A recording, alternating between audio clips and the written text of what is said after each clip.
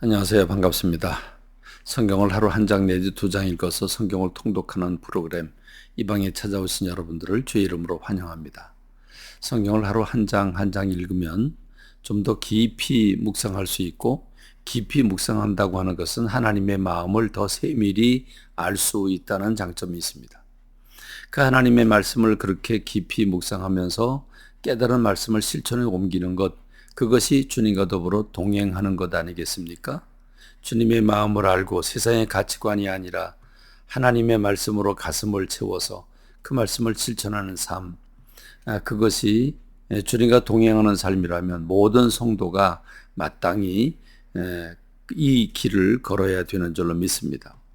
오늘은 출애굽 레위기 20장에 있는 말씀을 함께 나누겠는데, 아주 무시무시한 말씀이 나와 있습니다. 이 말씀을 지금 우리가 어떻게 받아들여야 될까? 참 마음이 곤혹스럽습니다. 레위기 20장, 이 장에는 반드시 죽여야 되는 죄들에 대해서 열거하고 있습니다. 반드시 죽여라.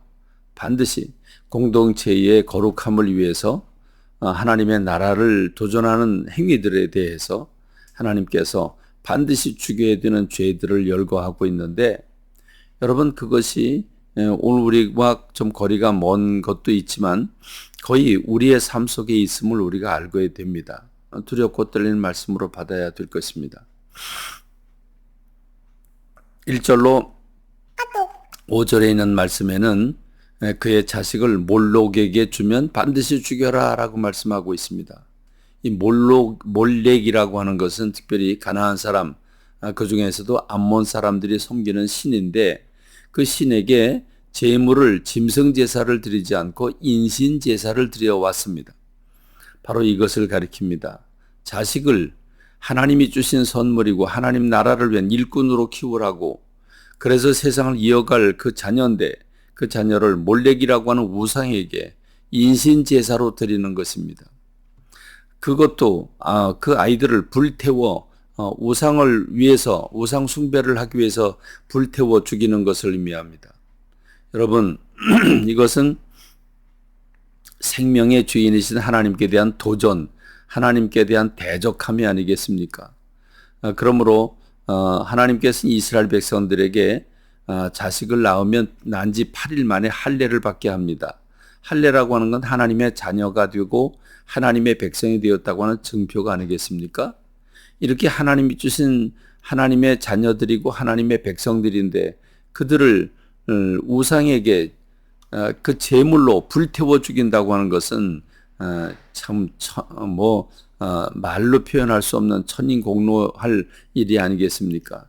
하나님은 이런 사람들을 반드시 죽이라고 말하고 있는데, 사람들이 모여서 돌로 쳐 경각심을 가지고 경계하면서 죽이라고 말씀하고 있습니다.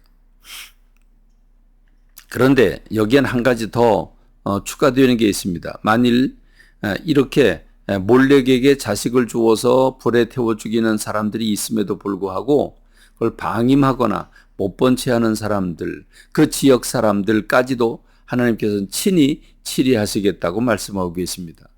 그 정도로 하나님께서 싫어하시는 것을 알 수 있습니다.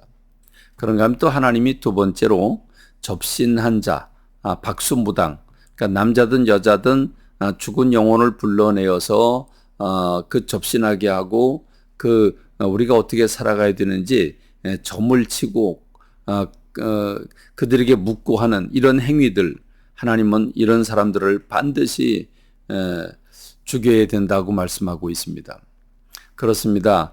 접신한 자, 그 박수무당, 이런 사람들은 한마디로 말하면 하나님을 대적하는 그런 행위를 가지고 있는 거죠.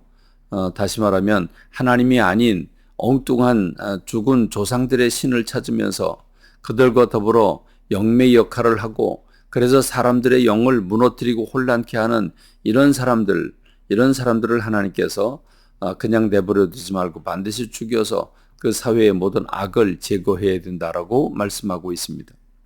하나님 앞에 엎드려 기도하고 주님 성경 말씀 읽으면서 주님의 뜻을 찾으면 되는데, 귀신들에게서 또는 조상들에게서 뭘 묻고자 하는 이런 그 거짓된 행위를 하나님께서 아주 매우 싫어하십니다.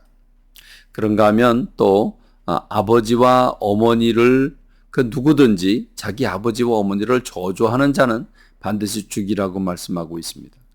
부모를 공경하는 것이 모든 그 이웃 사람과의 관계 중에서 첫 번째 되는 계명인데 그 계명을 어기는 사람, 곧 아버지나 어머니를 저주하는 자, 그것은 하나님을 대적하는 행위와 동일하죠. 어머니와 아버지는 내게 생명을 물려준 사람입니다. 나를 사랑으로 키워준 사람들입니다. 그런 어머니 아버지를 저주한다면 생명을 주신 그 하나님을 대적하는 것이고 결국 부모를 대적하는 자는 반드시 죽여야 된다라고 말씀하고 있습니다. 우리 시대에 부모를 경외하는 그런 분위기가 너무도 많은데 이걸 어떻게 받아들여야 될지 모르겠습니다. 그런가 하면 여러분 성적 관계에 대해서 하나님은 이 부분에 아주 무척 예민하십니다. 그래서 이웃의 아내와 간음하는 자는 그 간부와 음부를 반드시 죽여라 라고 말씀하고 있습니다. 성적 순결을 상실하면 이렇게 그 음란하게 이웃의 아내와 간음을 하면 그러면 두 가정이 파괴가 됩니다. 가정이 파괴가 된다고 하는 것은 하나님의 창조 질서를 파괴하고 그리고 사회 전체를 무너뜨리는 결과가 되기 때문에 하나님은 성적으로 문란한 것을 그냥 내버려 두지 않으셨습니다. 이웃의 아내를 시작해서 근친상간, 그러니까 가까운 가족과 관계를 맺고 있는 그런 근친상간, 그리고 더 나아가서 여인과 여인이 남자와 남자가 성행위를 하는 그 동성애, 그리고 짐승과의 관계, 이런 모든 것들은 반드시 죽이라고 말씀하고 있습니다. 그래서 사회 전체가 깨끗한 사회가 되기를 간절히 소망하셨습니다. 하나님은 강력하게 하나님이 제시하시는 법도에 따라 살으라고 말씀하고 계십니다. 가나안 땅 사람들의 문화를 따라가지 말라고 말합니다. 그렇습니다. 정함과 부정함, 순결과 정결, 거룩을 요청하고 계십니다.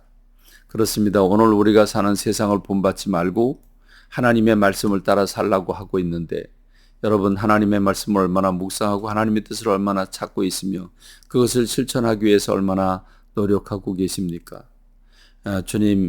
주님께서 오늘 이렇게 강력하게 말씀하시는 그 음성을 들으면서 주님의 마음을 품는 복된 시간, 복된 사람 되시기를 간절히 소망합니다. 감사합니다. 말씀 맺겠습니다.